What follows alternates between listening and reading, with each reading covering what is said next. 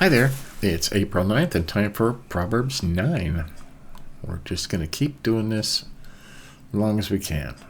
Let's jump over here. We'll get into it. Now these are highlighted. I recorded this already and the microphone was all messed up, so I got to record it again. So second time through will never hurt. Okay. Wisdom has built a palace supported on 7 pillars, and has prepared a great banquet, and mixed the wines, and sent out her maidens, inviting all to come. She calls from the busiest intersections in the city, "Come, you simple ones, without good judgment. Come to wisdom's banquet, and drink the wines that I have mixed. Leave behind your foolishness, and begin to live. Learn how to be wise." All right, always calling out, huh? 7 and 8. If you rebuke a mocker, you will only get a smart retort. Yes, he will snarl at you. So don't bother with him. He will only hate you for trying to help him. But a wise man, when rebuked, will love you all the more. And in the original word for word, it says, one who corrects a scoffer gets dishonor for himself, and one who rebukes a wicked person gets insults for himself. Don't rebuke a scoffer, or he will hate you. Okay? That's true. If you think about some of these protesters out there, even though most of them are paid to do what they're doing, so they're not going to listen to you anyways. You see people, in videos trying to talk sense into them, trying to tell them the truth, and they just yell at them. They yell at them and scream at them and curse at them and do this and la la la la. It's just because they don't want to hear it. You can tell when a person is just, they're not going to listen, so don't even waste your time, They're just going to get insulted, possibly beat, So, yeah, don't do that. Verse 9, teach a wise man and he will be the wiser. Teach a good man and he will learn more. Right. You notice a wise person is always curious, and he'll talk to anybody who wants to tell him something. 10. This is so important that they even italicized it in the Living Bible. For the reverence and fear of God are basic to all wisdom. Knowing God results in every other kind of understanding. Every other kind. And I like it in the word for word. Almost a little better. The fear of the Lord is the beginning of wisdom, and the knowledge of the Holy One is understanding. That it all starts with fear of the Lord. Awe, reverence, respect. Okay? If you don't fear the Lord, if he's not your everything, and your King and your Savior and your Lord, none of this wisdom will even stick. So, all right. 11. Wisdom will make the hours of your day more profitable and the years of your life more fruitful. See what she's actually telling you.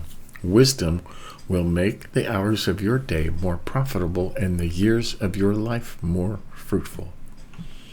Right? Over here it says, for by me, or wisdom, days will be multiplied and years of your life will be added to you. 12. Wisdom is its own reward. If you scorn her, you hurt only yourself. Okay? And 13, something totally different. A prostitute is loud and brash and never has enough lust and shame. She sits at the door of her house or stands at the street corners of the city. Even to this day, they still do that. Huh? Whispering to men going by and those minding their own business.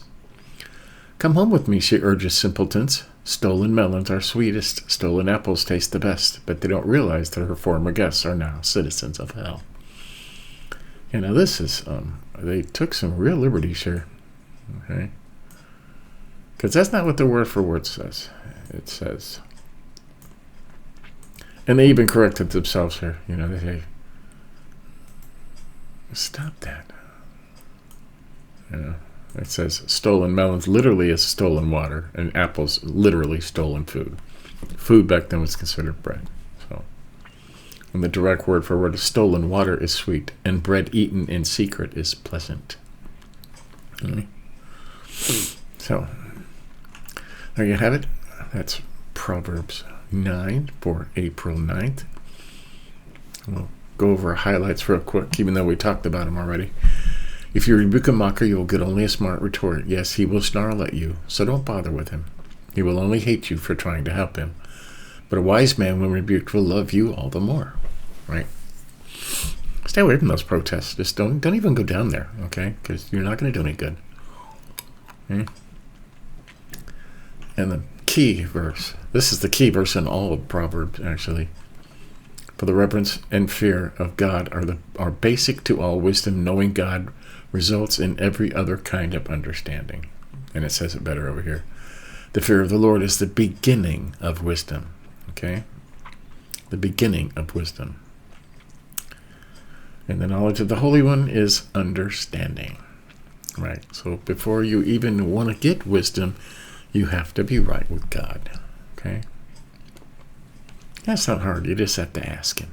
Okay? And we highlighted 11. A promise, right?